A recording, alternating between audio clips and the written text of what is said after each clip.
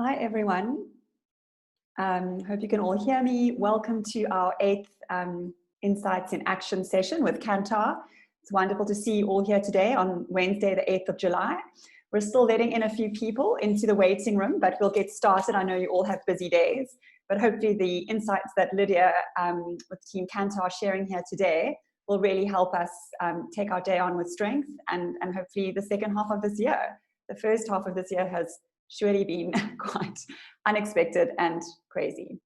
So yes, welcome to your Insights in Action Wednesday webinar. They are now bi-weekly, so our next one will be held on the 22nd of July, but more about that later. A big thank you to everyone who's here today. We've got a fantastic mix of entrepreneurs, agencies, publishers, brands, specialists, education teams, and quite a few of our council members from the IAB SA, so welcome today. We hope you're all keeping safe and keeping sane, and again we hope that today adds valuable insights to help us all on our journey ahead together. Thank you to our speaker Lydia Rolando, who will be introducing in a second, and she'll be sharing insights with us on energy, empathy and endurance during lockdown and beyond, with 3 keys to flourishing at this time. You will see on the group chat, it is private, but on the group chat, the link to the energy survey is there. For those of you who already took the survey, we've shared your personal scores with you if you chose for that, but otherwise it is private, and we certainly won't be sharing your data or details with anyone. It's really just to get the sentiment of the energy at this time in this audience, and to help with the talk today and sharing of those insights. If you're still doing the survey and you would like your personal score, the survey just asks you to include your email address, and then we'll just pop those to you privately on the chat if we can in a second, just after we've done the intro and Lydia has got her presentation up. Just a note that these series of online weekly talks are powered by Kantar's bi-weekly surveys to get a pulse on how the pandemic has impacted advertising spend, marketing strategy and business operations. If you've missed any of the previous 7 sessions, all the Zoom webinars are available for you to watch. You can pass them on to your friends, your family, potentially this one most importantly, and then you can also access the actual presentations, all 7 of them, on the Kantar website, and we'll be sharing those links with you in the thank you emailer post the session. Just some online etiquette before we introduce Lydia and get started. You'll notice that you are all on mute. That is really just to help with the noise, so that you can hear Lydia talk and we can glean all those insights to help us with our energy in the days ahead. If you can turn your video off, I see most of you have, that's also very helpful. It also just controls the quality of the presentation. It's a jam-packed presentation, so we don't want to affect any of the visibility there. And then the chats, please use it for your questions. Please share questions throughout the session. That is private, so I'll be receiving them and then I'll be sharing them with Lydia, and we'll cover those off at the end of the session at about 20 to 10. So hang on tight and we'll get to your questions. Right, with no further delay, let me ensure Lydia's microphone is on, and I will introduce you, Lydia, while you get your presentation uploaded. Holding thumbs on technology for today, just letting a few more people in there. All right, so I've put my video on. Oh, fantastic. Welcome. Lovely to see your face. Yes, lovely to see everybody here, and I see a very old friend of mine on the list of people. Hi Nims, how are you? Oh, shame she can't answer you, mate. Wait, let's see if I can get it. She can say hi. There we go. Hopefully I'm doing the right thing. Nims, would you like to say hi to your friend? I don't want to stop. Hello, Lydia. Don't want to stop that.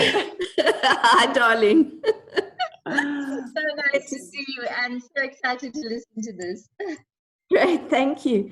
Well, let me try and share my screen. Fantastic. But while I do that, let me also just warn you that I have 4 dogs, and said dogs are scratching at the glass door next to me. All they want to do is come in, and I definitely don't want them in here with me now because they're just going to distract me and be totally painful. Oh, I need to go back and do something else. That's fine. I'll do a quick intro, Lydia, while you doing that, and then I'll let you know.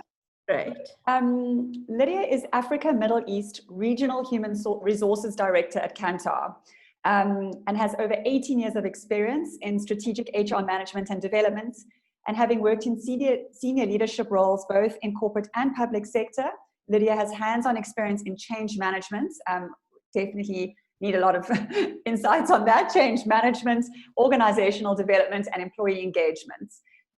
Lydia's passion for what makes people happy has led to an award-winning research paper on the topic of positive psychology in the workplace. Lydia's key strengths are an ability to be both creative and strategic, whilst maintaining a practical focus on delivery and outcomes.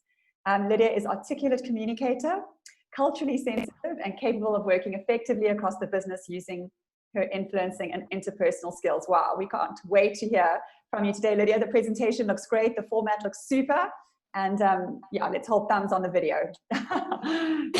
Great. I just hope that wasn't a bit of oversell. In fact, I'm Getting sure the bar it high. was. Do you want to fill in the survey now on your stress levels, and then we'll see how that goes. Awesome. Right. Well, good morning, everyone. And what a beautiful morning it is. If you're in Gauteng, and I believe Cape Town too, winter has truly hit us today. It is freezing here. Really, really cold. The wind is howling, and my poor dogs are outside and very upset with me. So, Paula, thank you very much for inviting me today. I'm delighted to be here with all of you. And I just have a word of warning. Letting me loose on these, my favorite topics, can be dangerous, and I only hope that I can stay within the allocated time. So please just, Paula, I'm begging you, give me a warning, because I might forget to look at my cell phone and see what the time is. So when I'm getting close to dangerously long, please let me know. So first off, thanks to those of you who've already completed the energy audit ahead of time. I'm sure you're keen to see what your results mean. And I saved that deliberately for this morning and hope it's going to be energizing at the very least to understand what your scores mean. So throughout this presentation, and here on the very first slide, you'll see that I go to the movies quite a bit. And I use images from some of my favorite films quite liberally. Obviously, I've been watching a lot more movies than I normally do during lockdown, and I'm sure I'm not alone in that. And one of the things that I've really appreciated during this time is how much you can actually learn from the movies. You must please excuse my Pinterest pop-ups if they come up on the screen, because like any good grandmama, I'm always looking at Pinterest for ideas, crafty ideas to entertain my granddaughter when she illicitly comes to visit me. So I'll be quiet about that. So getting on to what I'm going to cover today briefly.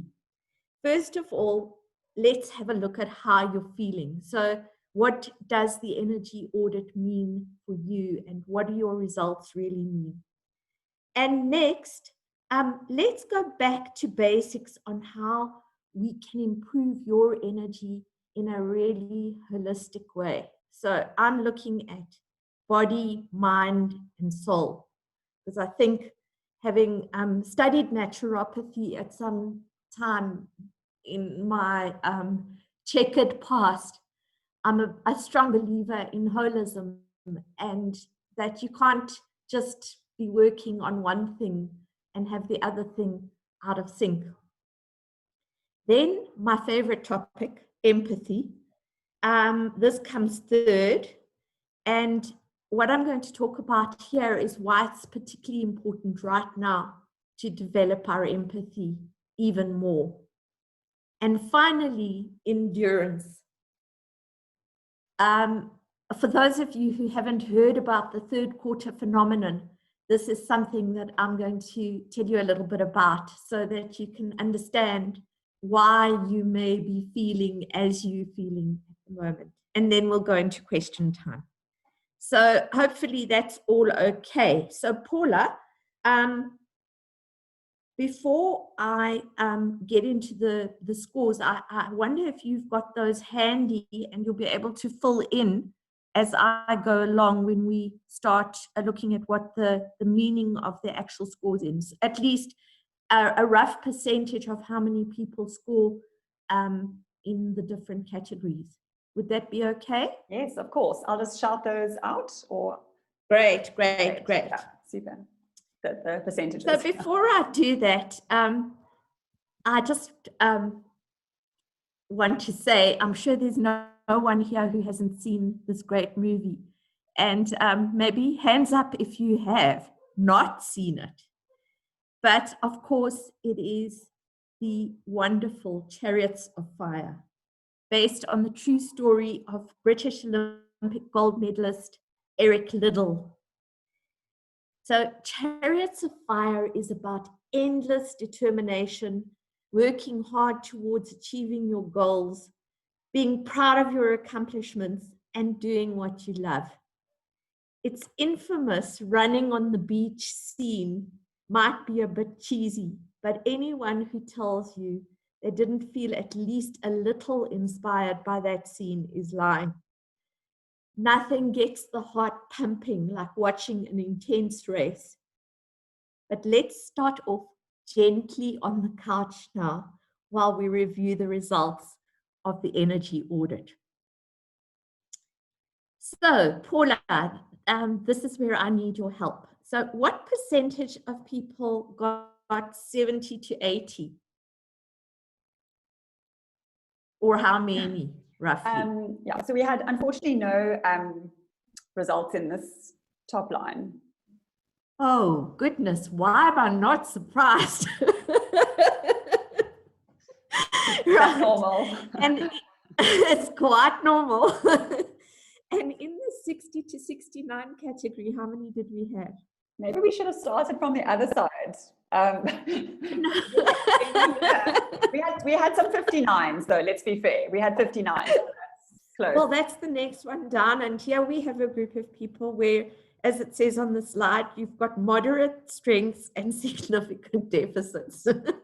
What a cheerful thing to hear on a Wednesday morning. We had about 25% of the answers fell into that middle category. Yeah. Okay, excellent. Well, that's not too bad. 25% are on their way to being energetic. And then in the 40 to 49 category? And the majority of the results fell into this section, and it was actually 50% of all the answers. Wow. Yeah, all the totals. Okay. Yeah. So then, can I safely assume that the 25% remaining are below 40? That's right. Yes. Right.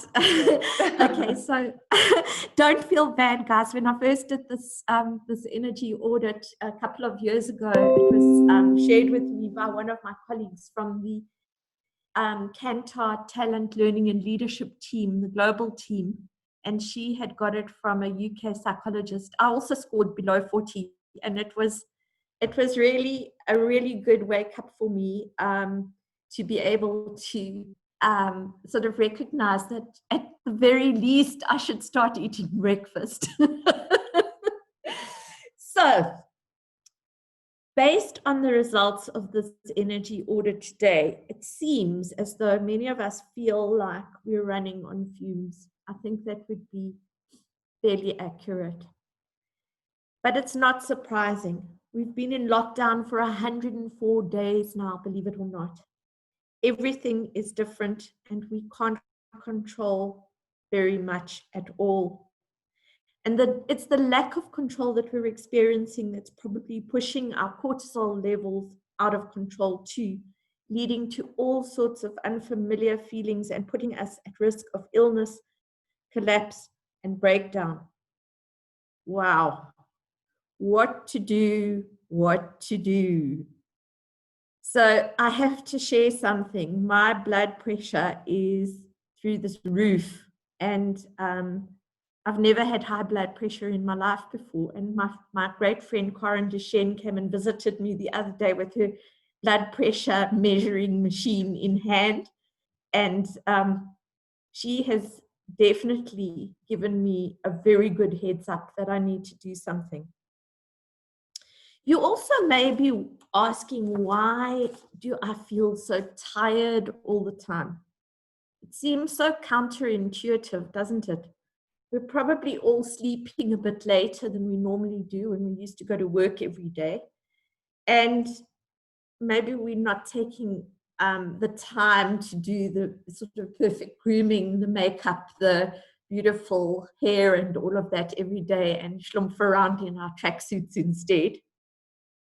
The pace of life from the outside certainly feels less frenetic, right? We're home most of the time, even though we're all working pretty hard, and that's for sure. So what's wrong? We're also probably feeling frustrated, overwhelmed, stressed, anxious, as well as this continuous tiredness. So let's not forget that we're in the midst of a pandemic. These are unprecedented times. The stakes look higher than before, and the threat certainly feels bigger. Planning ahead is particularly hard, whether thinking about the year ahead or the holiday that you were planning to take in August, or just the next few months or even weeks.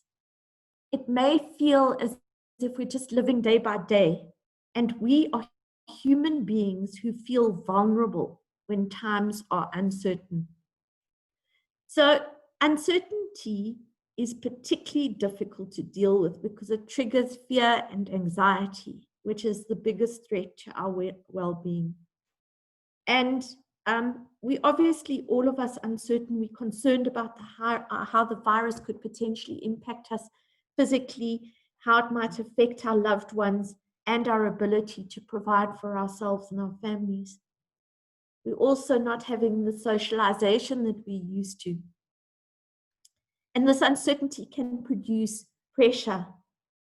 And this pressure of working remotely, working very hard remotely, taking on new projects, doing things differently, maybe still homeschooling our children, taking care of other loved ones in the house, will add to the pressure and eventually produce stress.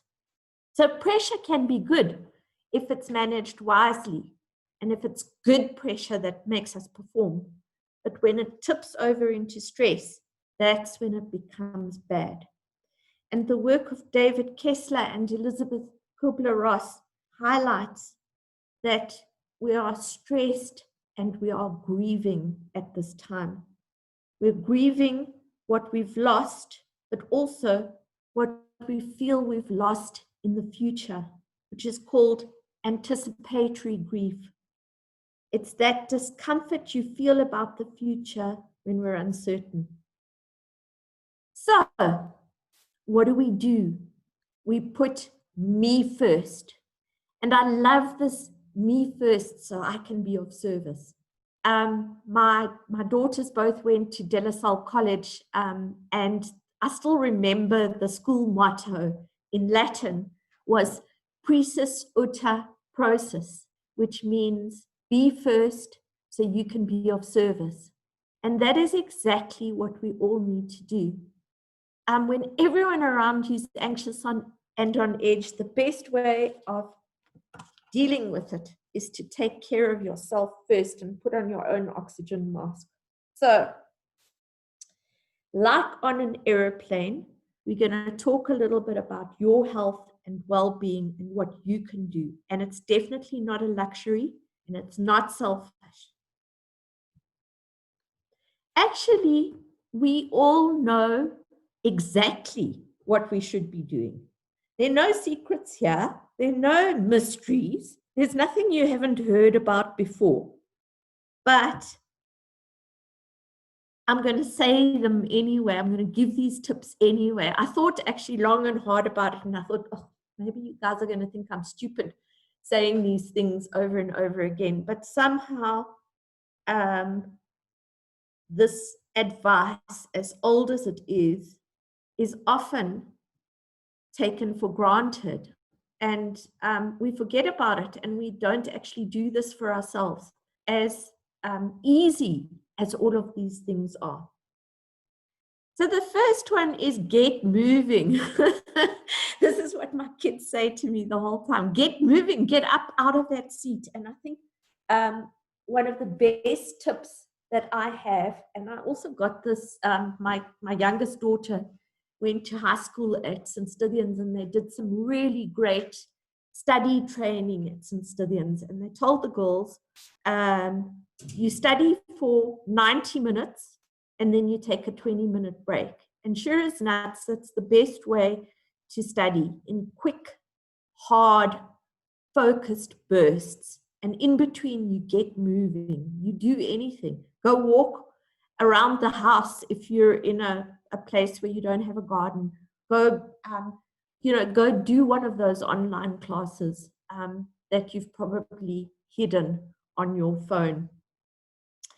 The next one, and for me, this is particularly important at this time where our lungs and the capacity of our lungs, should we, God forbid, any of us contract the virus, is particularly important. So doing yoga is really great. And there have been many studies with elderly people actually that show a class once a week for 6 weeks has actually shown considerable difference in their well-being, their state of mind, and just their overall health. So it's a great way to boost energy because it helps you reduce the cortisol and brings that lovely calmness to you. And it also helps you with your breathing. I'm very keen, I'm just going to go back, I'm very keen on the pulse oximeter.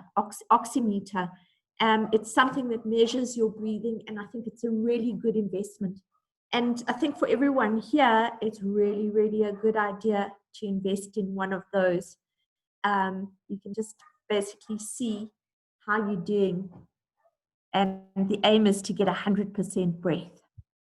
I just want to also mention a breathing exercise that I absolutely love, and one that will bring calmness. And it's just put your hand on your belly button and sit quietly for 5 minutes, 2 or 3 times a day to do this, and practice the 4-7-8 breathing method.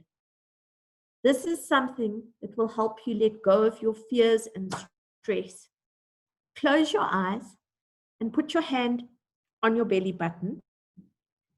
And to avoid shallow breathing, you're going to feel your hand actually go out, because you're going to take such deep breaths that your tummy will go out too. So you do that, you breathe in on the count of 4, hold for the count of 7, and then breathe out slowly for the count of 8, really focusing on emptying those lungs. And that way, you're going to strengthen up your capacity to really empty your lungs, which is so, so very important for your health. The other things are obvious, and you can read through the deck when you've got time, but drink plenty of water. Dehydrated drivers make twice as many mistakes on the road. There's a fact for you. And then, of course, just the home truths of eating regularly, healthily, in small portions more often to keep the blood sugar up. So there are also very good tips on how to stay calm and increase your mental alertness. And the one that has really resonated for me was as a result of a big fight my husband and I had at bedtime, because I had got into the habit of getting my cell phone out as soon as I was in bed and reciting the latest list of COVID-19 cases and how we were doing in comparison to the rest of the world, etc., and all the dreadful news around the pandemic, until one night he absolutely exploded. Poor man. So what I've learned to do is switch off the news. By 7 o'clock, no more news in my house. And I'm definitely, I can attest to the fact that we all get much better sleep here. I've also been invited a number of times by colleagues and friends to attend meditation sessions, and Deepak Chopra and Oprah Winfrey have got some really, really lovely ones, 21 sessions that are free and online, and you can follow these. I will, when we send out the presentation, add the links to that for you. But a couple of days ago, I happened to hit on an interview with the Dalai Lama, where an American news station was interviewing him and asking him about what had changed for him during COVID-19. And the wonderful man had this to say: nothing. And that is because he has such inner peace and calm, and he spends 5 to 6 hours a day meditating. If you'd like to watch the interview, you'll see I've included a link here, which is great. But he talks about compassion meditation, and we can all do it. You start very short, and you can continue until you build up to about 20 minutes to half an hour eventually, where you actually think about other people's suffering, and then during the course of your meditation and your breathing, you actually release that suffering. Very, very, very powerful. Tapping into your creativity is what I do. I love painting. So the arts, all arts actually, it doesn't just have to be the visual arts, can relieve stress and help you think more creatively. Also boost your self-esteem and give you a sense of accomplishment in anyway doing something new and different. And to my mind anyway, there's nothing nicer than an art supply shop. So even if it's just a shopping expedition to get a few odds and ends, that already in itself is something hugely interesting and stress relieving. And please remember, it's the process of creating that's beneficial, not the end product. So you don't have to be Picasso or Leonardo or David Hockney. Boundaries, that's what we all need. And to create boundaries, you also need transitions. And that's what many of us don't have. We don't know how to stop. We don't know how to press the off button. So creating a ritual that allows you to make the transition is the important thing here. At a certain time when you are going to switch off from work, which you absolutely have to do, because none of us should be working 24/7 as people probably are at the moment. We need to switch off. We need to create balance in our lives by doing that. And the switch off ritual could be something like going outside, having a walk, playing a game with the kids at a certain time every day, sitting down in the garden with your partner and having a cup of tea or a drink in the evening, something that really is going to make you switch off, and don't talk about work to your family. So moving on to the next slide, I just want to see, reframe the narrative, that's fine. Moving on to the next slide, which is all about soul. I've actually got 2 slides here which talk about soul energy. The one is about gratitude and the other one is about generosity. So these are the yin and the yang of the soul. Why is it so important to feel grateful? And actually, you know what's interesting? At this time, so many of us do say, I'm thankful. And we do say, I'm blessed. I've got a roof over my head. I've got, my family are well. We've got so much, if we just look around us, to be thankful for, that it is not difficult to come up with things to be grateful for. And guess what? Gratitude unshackles us from toxic emotions. You can't be grateful and feeling nasty or vicious or mean at the same time. And gratitude, even if you don't tell people that you're grateful for something, you just tell yourself or you write it down somewhere, helps you feel better. the benefits of gratitude occur over time. Like generosity, this is something you have to do every day. So it becomes a habit. And as it says here, it's like making deposits in your mental health bank.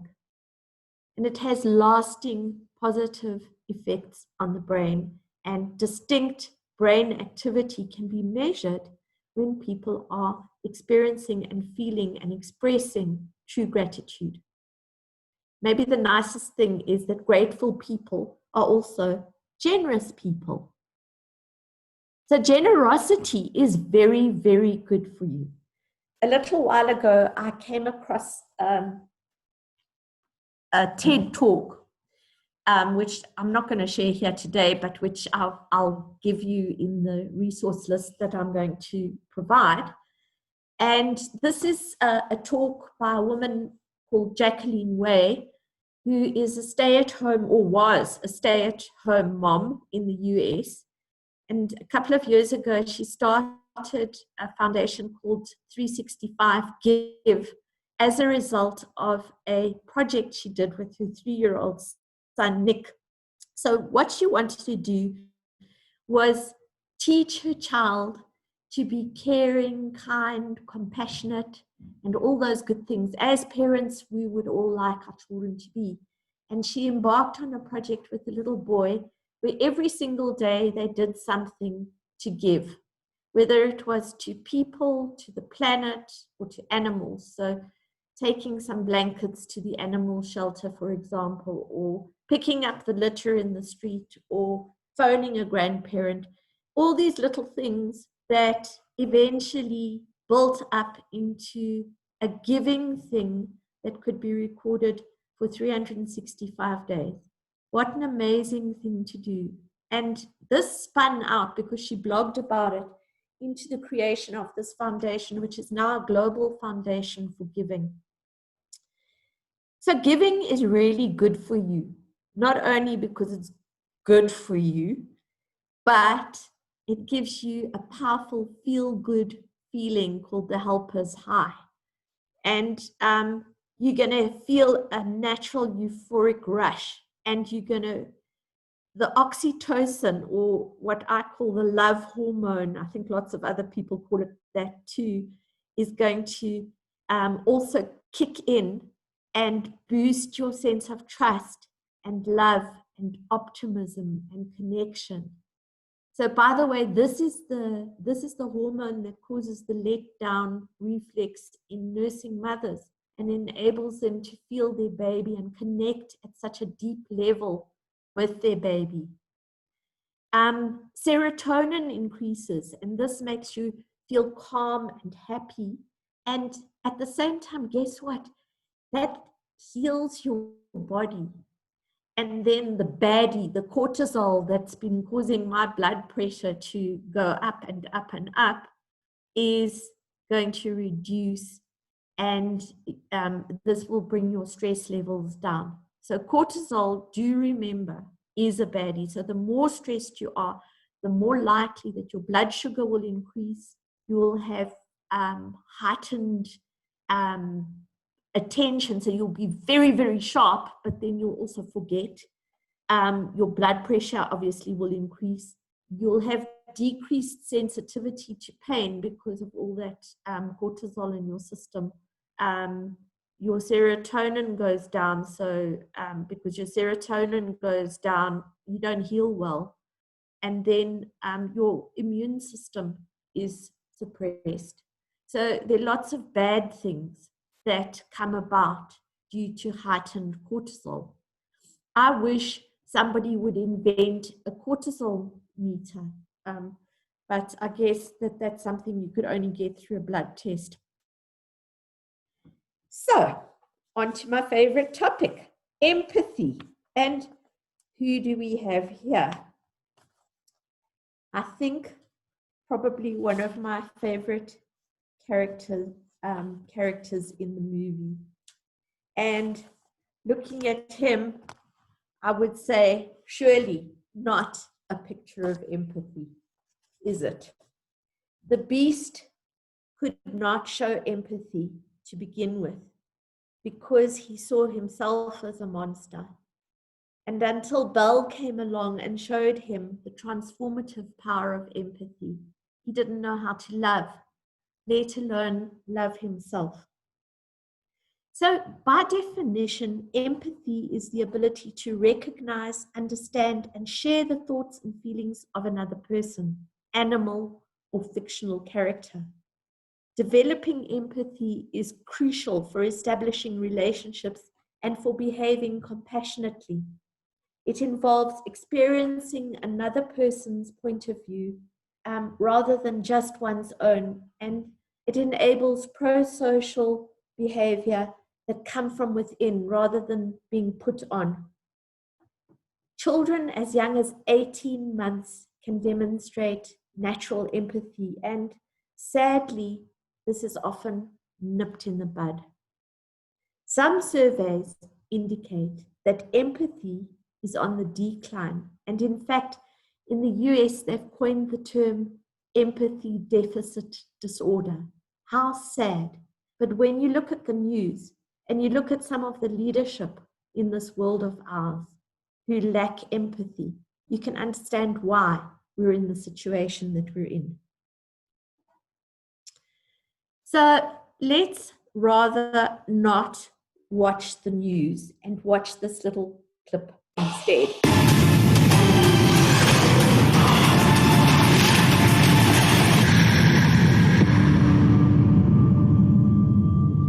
You have to help me. You have to stand. If she is the one who'll break the spell, you must finally learn to love. Tell us all this time. Have you really read every one of these books? No, some of them are in Greek. True as it can be.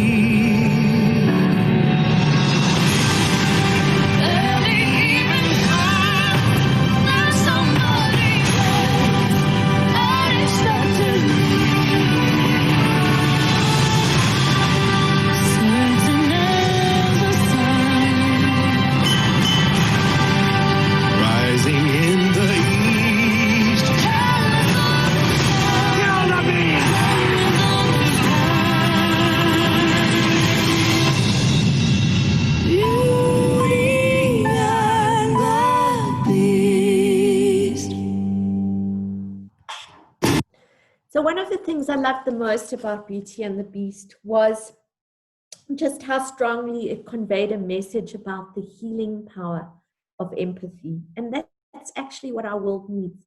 It needs to heal, not only from this pandemic, and it's going to be a long healing period. And the more empathy we can pour into the situation, the better and quicker the healing is going to be. But also, most importantly, and I think vividly illustrated by the scene in this clip where the rabble goes out to kill the beast, is how empathy gives us the power to stand up for what is right, as some of the characters in the movie do against the opposition of the rabble. And for children and adults alike, I think this Beauty and the Beast is probably one of the most amazing teaching movies, because what it says is the need for change is urgent. And it raises questions for all of us, and we should think about these quite hard. How deep is our empathy? How much are we self-guided to make moral choices, not pushed into making moral choices or doing it because we're told that that's the right thing to do? And how much do we speak out for what is right?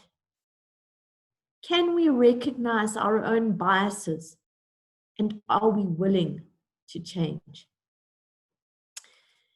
So, can you develop empathy? One character from a movie that I will never forget is Oscar Schindler.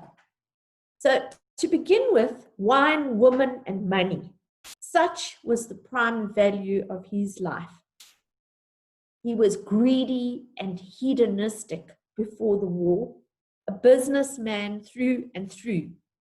And then he came to Krakow with one mission in mind: to make lots and lots of money running an enamel factory that employed cheap Jewish laborers.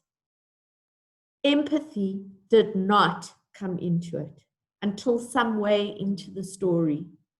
So Schindler's shift from greedy narcissists to empathy and subsequent heroism is an enigmatic one in the movie. It's not obvious. There is no dramatic moment. He simply becomes sickened by the inhumanity around him and decides that if he is a halfway decent human being, he needs to do something about that. Right now, I think that's where we should be finding ourselves, in a war of sorts with so many casualties. And like Schindler, we should all be digging deep and learning to be more empathetic. And there are practical ways you can improve. So listen to that inner voice when it comes up for you. I know I need to hurry now. Admit that you're biased and stand up for others. And most of all, raise your kids to be empathetic, because if we as a generation can't cut it, let's hope that our children can. And the best way to raise your kids to be empathetic is by modeling empathy yourself. So moving on to the last section of 5 minutes, and we've got some questions coming through, which is great. And I've got a new tally on the scores, which we can share as well. Beautiful. So I'll just quickly go through the section on endurance, which is not long. And for those of you who haven't seen it, here's a movie that I would highly recommend called The Lighthouse. It studies, it's basically a horror movie, funnily enough. It's touted as a horror movie, but for me, it's more of a study of what happens in isolation, in a situation of isolation. It takes place in a very remote lighthouse. And for Willem Dafoe fans, this is a brilliant, brilliant movie. So I'm sure all of you ask this question subliminally, at least. How much longer are we going to have to endure this? In studies of people isolated in submarines, space stations, or polar bunkers, researchers have found that there appears to be an inflection point where the frustration and hardship of being cooped up inside suddenly gets harder to bear. This is known as the third quarter phenomenon, and we're probably starting to enter that phase right now here in South Africa.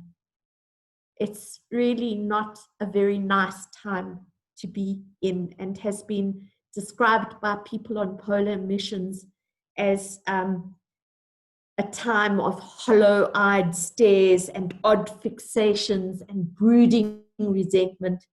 Time grows sludgy, the days blur into the nights, and weekdays into the weekends. You've hidden those notifications on your cell phone, which with the apps for exercise, and you've stopped telling your friends that you're going to learn Italian.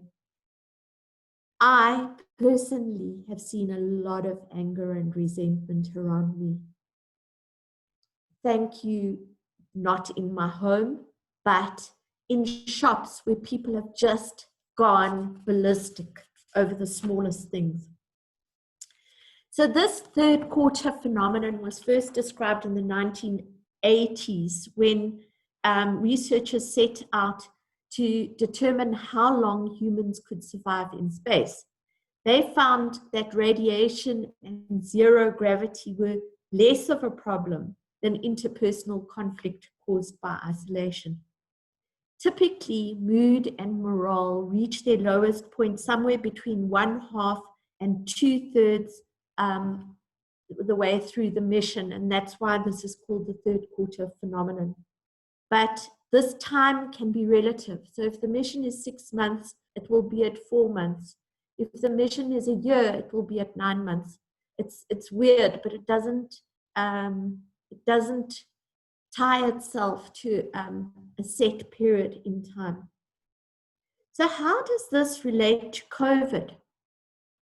this is what I think anyway, moving to a lower stage of lockdown now may feel to us like a signal that it's not long now. And that re-energizes our hope, even though we know that infections are rife and that they're climbing. And infectious disease experts and politicians responsible for the restrictions are telling us all the time we're not even close.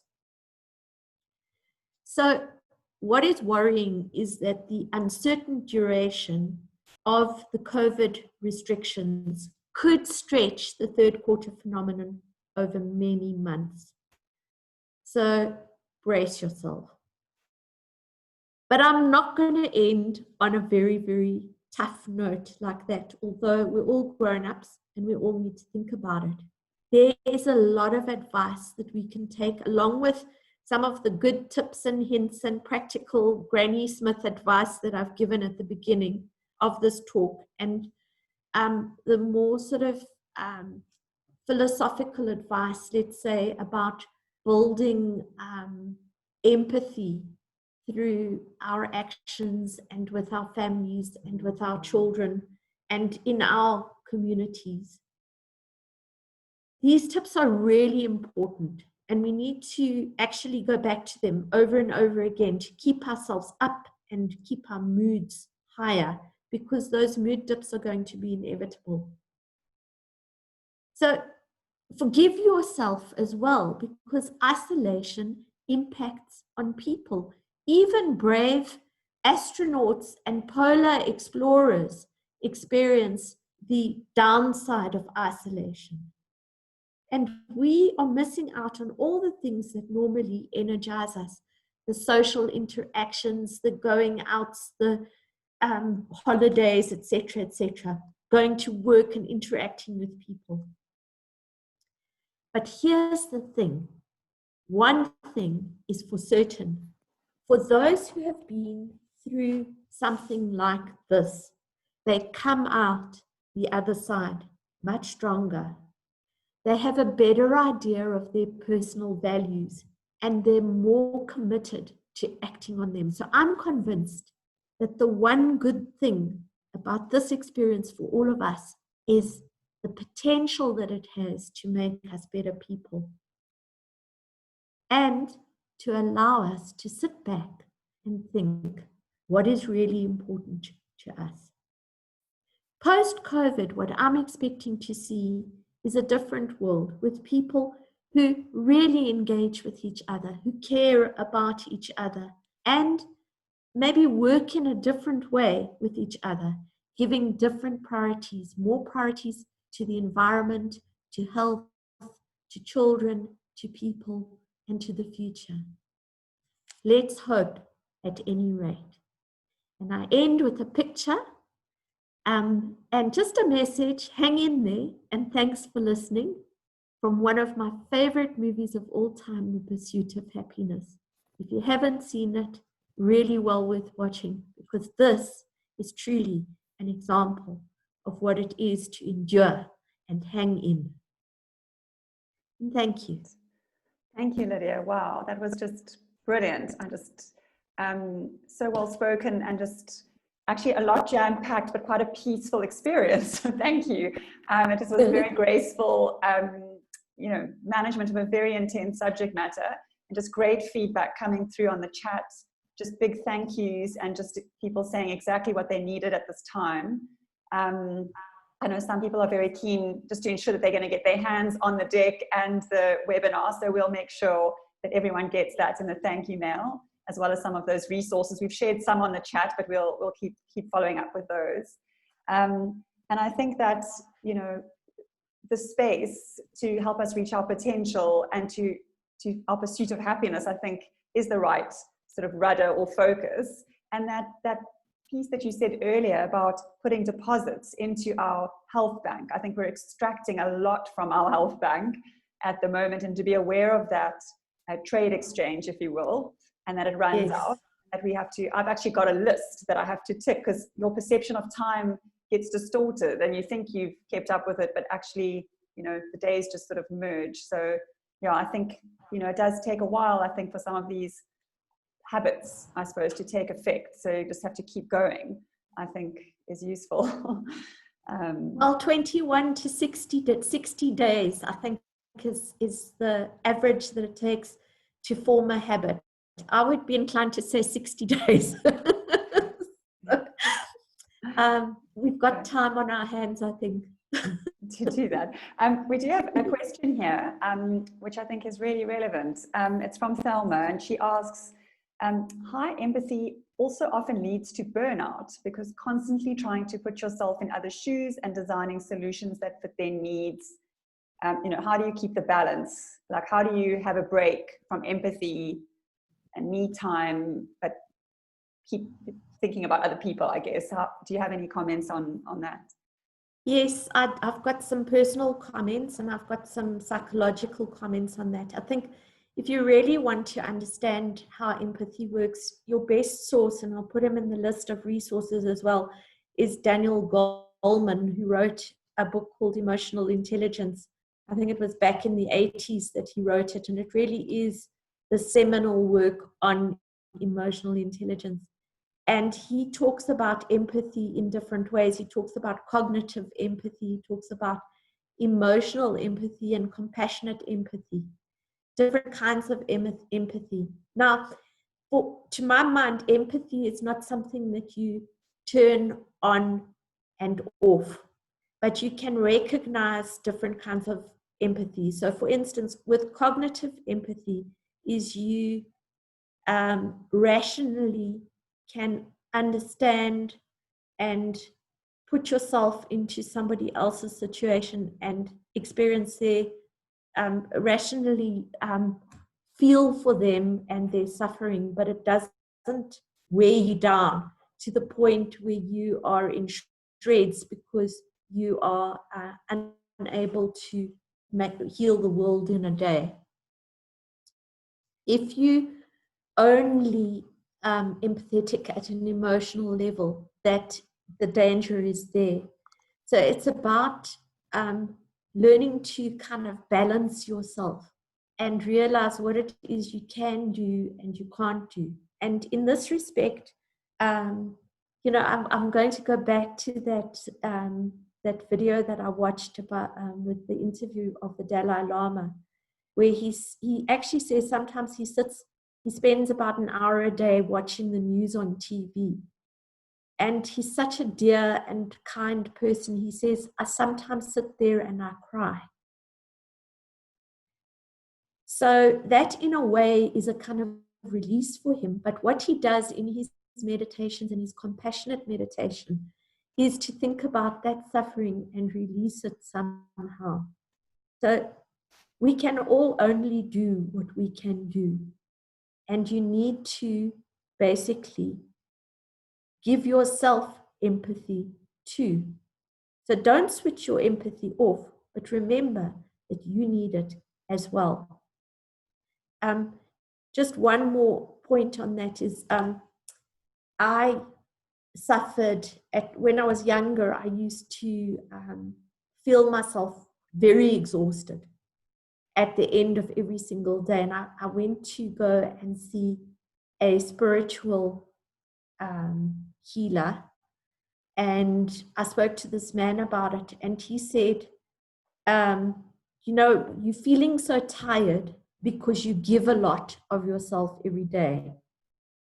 But when you wake up in the morning, you will be revived and refreshed. Just know that your sleep will refuel you so that you can come back the next day and start again. So it's also an acceptance. It's an acceptance that this is what you want to do in your life. This is how you want to be in your life. And, there will be a respite. Sleep is respite. Sleep is, even though it's something that, we all have to do, it gives you that energy again to start the day afresh and tackle it again. So he called it not empathy. His name for it was healing dolphin energy. So I know that's probably a bit weird for some of you people on this call, but HDE, we'll call it. Healing dolphin energy. Yes, HDE, absolutely. Yeah.